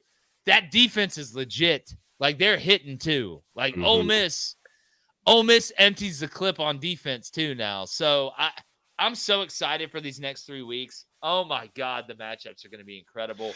We're going to keep finding out, kind of like we did a little bit about Missouri. Let me ask you guys about Texas quickly. Obviously 56-7 yesterday over UTSA, but Quinn Ewers went down. So Quinn Ewers was 14 of 16 for 185 yards, 2 TDs, did throw a pick. Out with, what'd you say, Jake? It was abdominal? An abdominal strain? It's spinal. No, it's abdominal strain. I broke my back. It's spinal. Yeah, but here's the thing. You got, and we love our guy Bryant Vincent at ULM, but you're going to murder them. That's who you got. And then you got Mississippi State after that, which that was not good yesterday for Mississippi State, but Lebby's building over there. So you're going to be 5-0 heading in the Red River Shootout, man. And it's going to be going down. So Arch came in and balled. I mean, Arch was 9-12, 223, 4 touchdowns, no picks, and another 53 on the ground with a touchdown. And I'd play him against ULM. So, I mean, the question is, and we've been talking about this for multiple years now, can Quinn Ewers stay healthy? Here's yet another year, a third in a row where Quinn Ewers goes out. Can Texas win the national championship if Arch Manning's the starting quarterback? If Arch is the starter, no. For the rest of the season. So. I don't think so. And I don't think he will be. But this is why I didn't want to put any money on Quinn Ewers to win Heisman in the offseason. Like, dude, you're going to miss two or three games. Jalen Monroe's not missing games, dog. Like, you could run him over with a steamroller, and he's going to get up and toss the ball to Ref. And Quinn got in them street clothes pretty damn quick. He did get those street clothes real quick. But really quick. No, not with Arch Manning. I think they can with Quinn. I think Arch isn't a good player. I think he is a good player, but Arch is faster than the whole Manning family put together. I was surprised by that 67-yard touchdown run. And look, he's young. He's going to be a problem. At some point in his career, he will be a problem. Anybody who thought he's like a 1A, oh, you're from 1A in the state of Louisiana. No, he can do it. And Texas this year, like, you already, I know what you lost last year in Worthy and all those guys, but got Isaiah Bond. You have the cats on offense. And I'm most impressed with what they look like in the trenches. The front seven, they move around well. They tackle well in space. That's what separated them. Secondary last year was their big bugaboo. I couldn't stop anybody in the secondary. They're not great. But damn it, they're good enough. And Texas isn't the team this year that's going to beat themselves, right? Someone's going to have to beat. You're going to have to beat Texas. Sark will have his guys doing the right things at the right time. They won't shoot themselves in the foot. You're going to have to beat Texas in a 4-quarter football. And, that's interesting because that gets it back around to Michigan for me. And right now, I mean, Michigan is just not a really good football team. And a week ago, when we're talking about Texas, there was a lot of people who were saying, well, Texas is just that good. Like, they're going to beat a lot of teams that way. Texas is really, really good. At the same time, Michigan's just not a good football team. And I understand that, Davis Warren threw 3 of the ugliest interceptions that you'll ever see. It was sort of like the diet Nussmeier thing that you were talking about, Jake, because normally if you throw 3 interceptions that are that bad, you're 10 of 25 and all the other incompletions look bad too. He's 11 of 14. Those were the 3 incompletions, and they look as bad as possible. He didn't throw in. Well, technically, he completed every pass. It was just 3 of them were to the defense. That is a very good point. So 100% completion percentage, I'm all for that. But there's a lot of people are thinking, oh, well, Alex Orji came in and he needed to be the starting quarterback the whole time. What do you see from Alex Orji that makes you think that's going to make things better? Like, I thought Sharon Moore was just putting him out there just so people could see. It was sort of like the Auburn problem. Like, hey, I'm just going to put the backup quarterback out there to show you what we've been seeing in fall camp. But forget about the offense, man. The defense isn't great. I mean, they can't get off the field on 3rd down. And it was one thing against Texas when we were talking about, late in the game in the 4th quarter, when your ones are tired and Texas has more depth and you're getting exposed, that's one thing. The opening drive against Arkansas State, you're giving up 3rd downs of 3rd and 8, 3rd and 15, 3rd and 20. That's the very beginning of the game. So it's not going to be pretty in Ann Arbor this season. No, so I just still can't get the image of Billy Napier and Saving Private Ryan shooting the tank, going over the bridge. Yeah, and the planes never come. It's a whole different movie then. I'm going to be honest with you. Like, I didn't laugh. Mike Elko's running down the bridge with a grenade. Billy! Wait, I'm gonna be honest. I didn't laugh. That's not the hardest I've ever laughed at. Going back, that may be the funniest thing you've ever said. Top 5 on the show. It's top 5 for sure. All right, we got 13 minutes here. Let's hit the chat. Is there any games that we haven't talked about? Y'all want us to talk? Yeah, will someone talk about West Virginia Pitt, please? Yeah, backyard brawl. Didn't disappoint. Didn't disappoint, man. And then Pitt fans think I hate them. Like, I had to give a whole motivational speech. Yeah, on Friday. This is great. Seeing you and Pitt come together. Well, I picked them. I was right on the money last year. I knew y'all were going to be bad, and y'all were. And then I thought y'all would be better this year. Right now, how much? Who knows?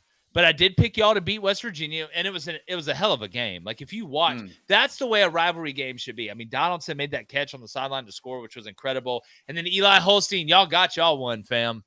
Y'all got y'all one at quarterback, the Bama transfer. And he's got the stash. Like, and he's got that Blaine. He looks like he's got a lot of Dadeville in him. You know what I'm saying? Like, and that's people who understand what y'all know exactly what, and he's big, broken run, not afraid to make a play. He's got some Phelps in him. He's got some in him. He probably can't read the whole book, but damn it, he can do an outside zone. No, he can rip the phone book in half. Yeah. Like, that's what I need you to do. So that was a hell of a game. Neil Brown, you got to be sick with the way that one ended. I mean, Pitt scores with like 30 seconds to go after they drive it all the way down. But I called Pitt to win. Who was the guy who donated? My Pitt? We're going to get there. I picked West Virginia. I'll never forgive them. You got to lead in the 4th. Close that thing out in a rivalry game, man. Dude, and look, I don't think Garrett Green played bad, man. It was who had the ball last, basically. Yep. And it was Pitt. So a huge win for Narduzzi, right? It's a lot of high hopes up there in Pitt. And if you're West Virginia, man, 1-2, it's a long season, but not the way you wanted to start after Penn State walked in your house and stole your girlfriend and slashed your tires. That one in the UCF That's tough. Oh, TCU the UCF game, man. Oh, TCU. dude, David, at one point last night, it was weird. I had the multi-view on, the YouTube multi-view, and I had the Auburn game in the top right and this UCF TCU game at the bottom. And I'm watching Auburn run around and looking at Gus Malzahn at the same time. In a different jersey. I was like, oh, my God. I've never seen Gus Malzahn blink. Dude, no, I'm telling you. I saw him smile last night. I couldn't believe it. Just like he this. leads the world in pants adjustments in game. Nobody has those poor pants. Woo! Like, they've got to be like, I wonder. There's no way they're just perfectly circular anymore. He's like Jonesy. It's got to be like somebody just ripping it like fruit roll-ups. Like, when you pull the fruit roll-up apart and it's like never the same again? Yeah. Like, that's what it's got to be like. No, he leads the world. If there was a national champion in pant adjustments. But I'll tell you what, I thought KJ looked like KJ last night at the end. Like, he ran like KJ runs. Like, he can just turn it on and off. Sometimes he just looks like when you see on the Discovery Channel, you're like, golly, that like Buffalo just looks slow. Like, why are they letting the Lions just jump on him and just rip him apart? And he's not even running away. And then they'll show him running. You're like, God almighty, that Buffalo's running quick. Yeah. It's like KJ can just make his mind up like that, man. All right, go ahead. Here's a couple more quickly before you read those. Washington State, big win over Washington. Dude. I knew one of these teams from the Pac-2 would win. I just picked the wrong one. UNLV, big win Friday night. Yep. Kansas State. Arizona just plays backyard football. It's literally Fafita just runs around and finds McMillan, which is going to work a decent amount, but you can develop no consistency that way. If Arizona doesn't hit the big play, they can't score consistently as well. So, yeah, man, that McMillan's so good, though. Hey, big shout out Air Force for doing absolutely nothing. Dude, Blaine, what happened in that one, man? It just fell apart, dude. This engine B failed, and we didn't go through our checklist of the precautions we had to go through, and we just ejected, and now we're somewhere in Guatemala. I don't know. In Guatemala. We'll come pick you up. We'll skyhook you out of there. Skyhook. Also, the engine failed in Skyhook too. Missouri holding on to beat Boston College. That was a good game too. This is weird, man. This game, they might only won by 6, but it felt like more. Well, what went wrong for Boston College is exactly what we said couldn't go wrong. Castellanos, right? And when did he turn the ball over? When he was improvising down the middle of the outside field. of one and down the middle of the field. One was from the pocket. When Castellanos is improvising and not turning the ball over, Boston College is pretty good. Now, Missouri was able to run the ball with a ton of success against them. I was a little surprised there. I knew Missouri was going to be able to move it. We know Luther Burden's a witch of the highest order. You talk about a guy that's incredibly fast and runs incredibly strong. He's basically A-train from the boys. But, I think Missouri's a good football team. That defensively, watching them move around a little bit and do some things. You had the one fumble that Castellanos picked up. The corner, where are you going? Like, corner, why are you rushing when the ball Missouri had 2 busts on the back end. Yeah, and it just – man, I think Missouri's a good team. I don't think Missouri's a national championship worthy team. That's where I'd put it. I agree. Already get to these donations. Yep. Yes, sir. Let's get to them. We're going to start off with Michelle Obama's third leg with the $2 donation. No way. Yeah, I know. Says, I honestly feel bad for FSU fans. I don't. If you guys have been really bad for a long time, I'd feel worse for you. But then you put – what you get left out of the FSU playoffs. Fans. Yeah, but again, until oh boy decides to eat that dog, milkshake. It's 2024. You can say it, Jake. We're not flagged yet. We got 3 strikes, buddy. We got 0. Yeah. If you're gonna eat that dog shizzle milkshake, man, you got to do it for the team. But how much do you care? How much do you love your team? Yeah, this is the test. Let's go to a $2 donation from Mass Produced Facials Incorporated. I hate y'all for doing this. He says, Sunbelt Billy on his way out. Boosters are meeting now. Bye-bye, Miss American Pie. Yeah, it is. I mean, at what point, if you're building that press conference yesterday, do you just start pointing out everybody that you hate? Like if you made the decision, like, dude, I'm not going to coach again. I don't want to do this anymore. I'm going to take this $28 million, but I'm going to use this last press conference to tell Doug from the Gainesville Sun. Your wife's been cheating on you for 6 years, dude, and we all know it. Anyway, right. Tammy, yeah, I'm going around the room. Just who do I hate, right? Yeah.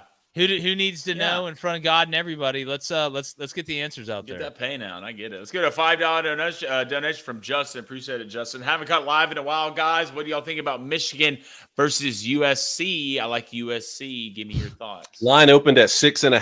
USC. Jump on it. Yeah, Jump on it. I hate to say it. Physicality transfers over, and that defense continues to struggle to tackle in space, David. Michigan can't get off the field on third down. Wink, what's going on? We can't get off the field on third down. Second to last in the Big Ten, 44% conversion rate. Did not think that was going to be the I would think you couldn't convert third downs. Exactly. Well, we can't do that either. You can't do that either, but that would be the only problem. Yeah. It's just weird when you're that big and your name's Wink. I just can't figure it out. Let's go to Thick, Wet, Juicy, Voluptuous, Throbbing Friendship with a $2 donation. Saturday nights at Lexington are always just weird. They are. Some places it's just that's weird. why I didn't want to take that lock. Hey, Jake, quit looking your phone and lock in, please. Will you lock in? I'm not looking at my phone. I'm doing origami. I've been working on it. That's the top 3 lamest things you've ever this said is so what I've made I'd rather you be on your phone. I haven't eaten carbs since 2004. Shut up, dude. Yeah, I'm gonna go out. That's lame. After this. Stop it. Let's go to a $2 donation from Alan Gosnell. What's up, Alan? Mississippi State fan. Please, someone help me. Yeah, I literally tweeted yesterday at halftime. Somebody, if you got a Mississippi State fan that's a friend, reach out to him, check on him. That was bad yesterday. Lebby, I'm telling you, Lebby's the guy. If you think that he needs to be fired, you're out of your mind. It's gonna take some time, but it's the growing pains, man. Look, I don't have a kid yet, but hopefully this never happens. But the first time she runs away, it's gonna hurt the most, probably. So, it's gonna hurt the most right now, but it'll get better. Let's go to a $5 donation from Jackson Richards. What's up, Jack? He said, thoughts on my Knowles? Not great, brother. Yeah, we talked about it earlier. There's no way Norvell gets fired, right, David? No. I mean, if they lose every single football game, I guess. But if you go gopher. But you got to you got to make the move. Hey, DJ big one versus right? Cal is home. You got to switch quarterbacks, though, right? Just for the same reason that we've been talking about with other teams, you got to show that you're at least trying something, right? That there's a problem. Yeah. And then if it's worse than it was, you can at least say, hey, look, this is why the other guy was playing. Yeah. Let's go to TJ with the $2 donation. Appreciate it, TJ. Feels good waking up 3-0, boys. Go Canes. Yeah, y'all. It was funny. Y'all kind of played with your food with Ball State for a while. I know the weather was bad. That game was delayed. Blaine looked at it. Got Miami. Oh, we're only up 10-0. I looked it was 2 minutes later. I swear to God, I looked. It was 31-0 at halftime. All right, there it is. It got pretty good quick. Let's go to a $2 donation from our big dog, Crooked Wiener. It says Ryan Williams makes me sad. Yeah, buddy, I get it. Let's go to Thomas Quinn with the $5 donation. Hot take. I know it's UTSA, but Texas may have the 2 best quarterbacks in this country. Yeah, stop hogging them. Y'all got one elite one and another one that looks like he will be elite. Here's the thing with Texas. I wouldn't think about it as so much we got the 2 best quarterbacks in the country. You guys are set at quarterback for the next 4 years. Succession plan. It's stability. Guess what? He had a son. The king had a son, and he's a cool dude. And there's nothing wrong with him. He's not anemic. Yeah. You know what I'm saying? He's not. And he doesn't even want to be king. He doesn't even want to be king. And those are the best guys. He's just out there sword fighting, just picking berries and apples. Yeah. Let's go to the maidens live by the market. Let's go to a $50 donation from Dean Olson. Appreciate it, Dean. The longtime listener, first-time super, sending this message from L.A. where I saw Coach Sig and my Hoosiers adopt UCLA as our son last night. Oh, God. Love you guys. How we feeling about IU? Signetti. Comment on the sweater already, Mom. Look, pocket's getting heavy. Signetti is that cool dad right? Like the kid in middle school. Stepdad or not? Like, regular dad? No. He's like Not the step? cool Okay. dad who, he's 41. All right. He's a lawyer. All right. He drives a Beamer, but he pulls up listening to Drake and Wayne. Okay. And then he lets everybody come over to his house and he'll let you eat candy, right? Yeah. Past 9 o'clock at night. He's the type of dad that catches anybody. you smoking weed and tells you to stop and takes it and then goes and smokes it. That's exactly. Dude, Blaine, that's the best way to put it. Oh, boy's got swag, is what I'm trying to say. Signetti has got, even dude, he went on the basketball court right when he got the job and says Purdue sucks, Michigan sucks, and Ohio State sucks too. At Indiana, and you're like, oh, whoa, like be easy. But then you see him, he's like, I don't lose. And he's not. Yeah. And y'all look good. Indiana needed that. Y'all went from like, if this is backyard baseball, y'all went from like Dmitry Petrovic, right, to Pablo Sanchez really quickly. Like, now you're the cool kid. Now Indiana's cool. Nothing in Indiana has ever been cool. Now it's cool. So it's been a quick switch. There's a long way to go. I mean, you're still in the recruitment of Juju Lewis. Indiana's buy stock now. Buy stock now, like we told you. Speaking of Juju, I got a text yesterday that Lincoln Riley was in Carrollton. Lincoln Riley was in Carrollton yesterday. Shoot, I'd be in Carrollton too if I beat LSU week 1 after all the trash talk they talked to me. Let's go to Sam with the $5 donation. Appreciate it, Sam. He says, Florida is so bad. The only redeeming factor for it is the FSU being 0-3. Bring back Urban. I'll take a few homicides for a couple of national championships. Well, David, they are so bad. Like, and you watch them run around. You're like, well, they're not slow. This is the most poorly coached, but the amount of like, here's where we make our stand, right?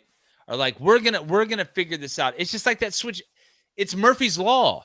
Anything that can go wrong will go wrong. And Florida, even when they came down and scored, you remember when Florida came down and scored and made it 20-7 at a halftime? And there's that little bit of hope, right? Just that little whisper into the wind of maybe. What does Texas A&M do? Oh, there's a bust in coverage. There's 80-yard touchdown. So it's you got to get him out, bro. It's just bad. Let's go to a $5 donation from Brock. Appreciate it, Brock. Your fellow Notre Dame fan here. Is Notre Dame that good when they actually decide to show up and play, or is Purdue that bad, or is it a little bit of both? Man, a little bit of both. You finally ran them. You finally ran him at quarterback, and this is what happens.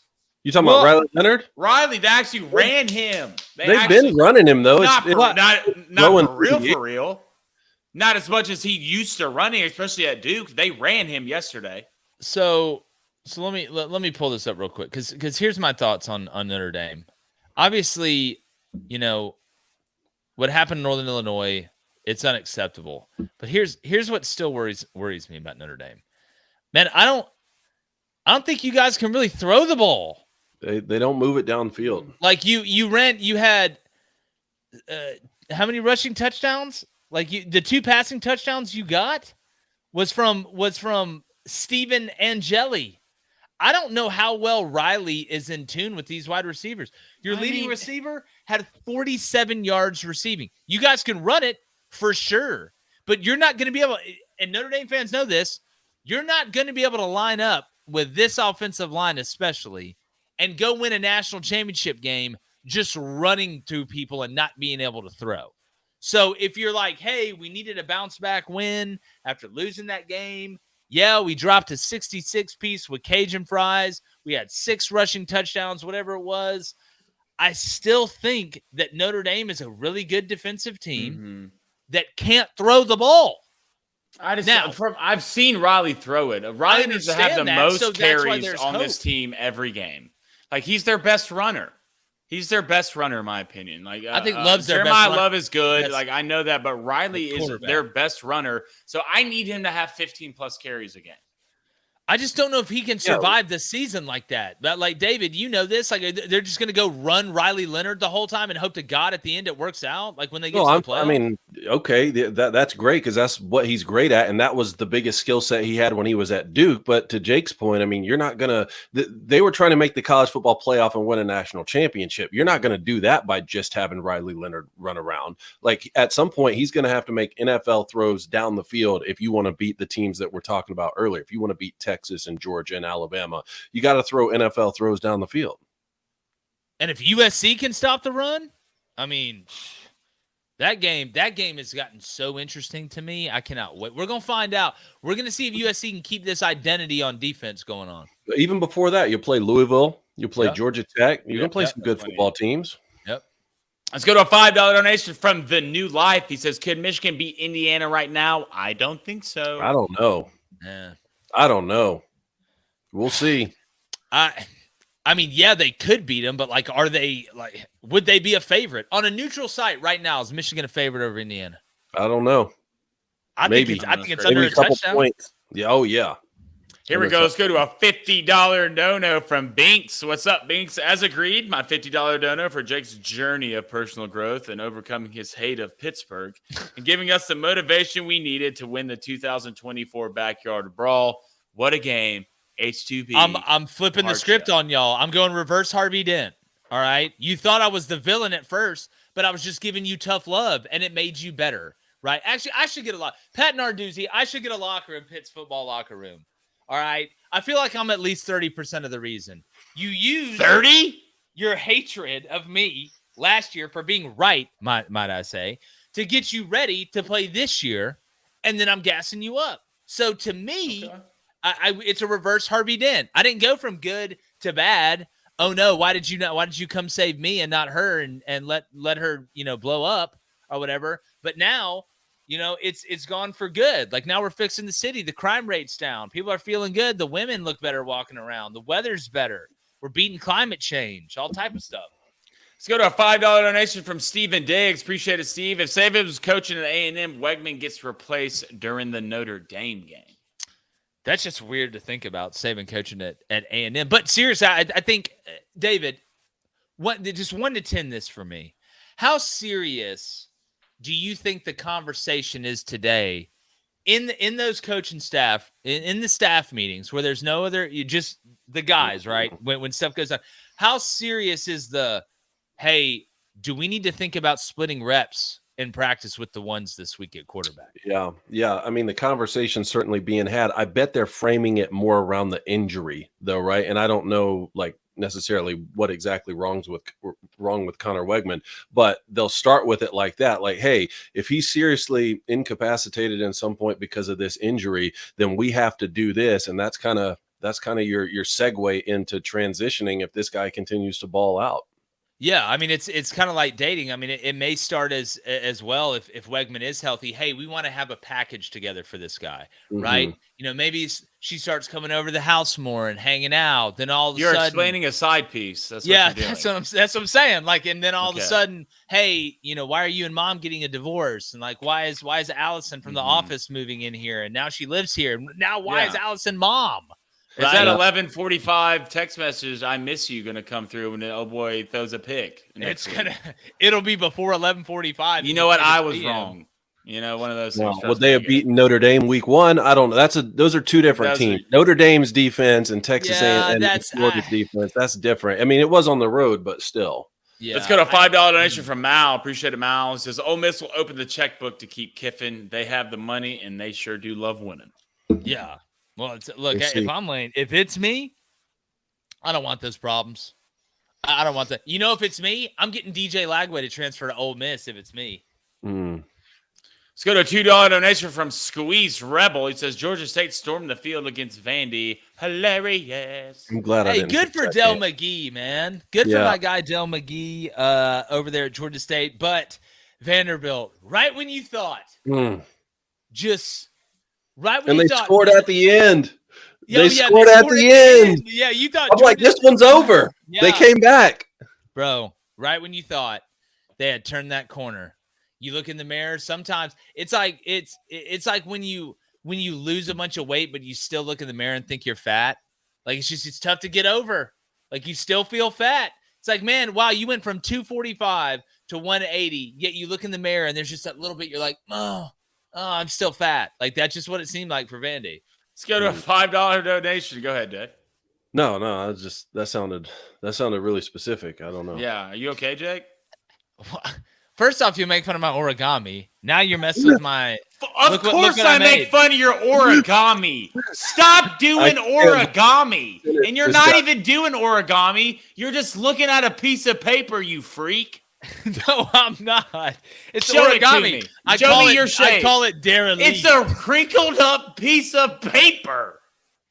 What do you mean it's origami? Origami. Anything can just for anything these days. I swear. Let's go to S. Boone with the $5 donation. Appreciate it, Boone. He says, who is the Kamala Harris of head coaches in football? Billy right now.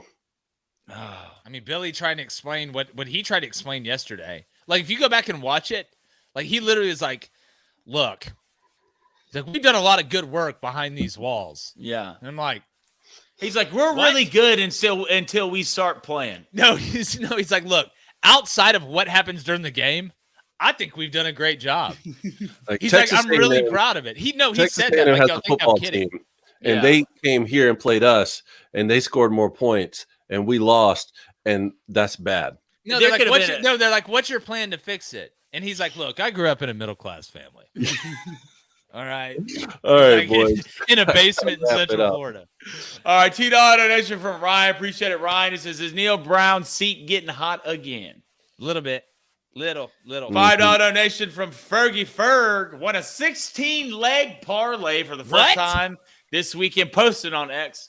Now won 88 big ones. Hashtag in your face read. Hashtag no unit shaming. Hey, we love winning money this side, brother. We do. Look, we celebrate wins around here. If you done it today, the guys. Where'd he go? I don't know. We just disappeared on us towards the end. Finally got him.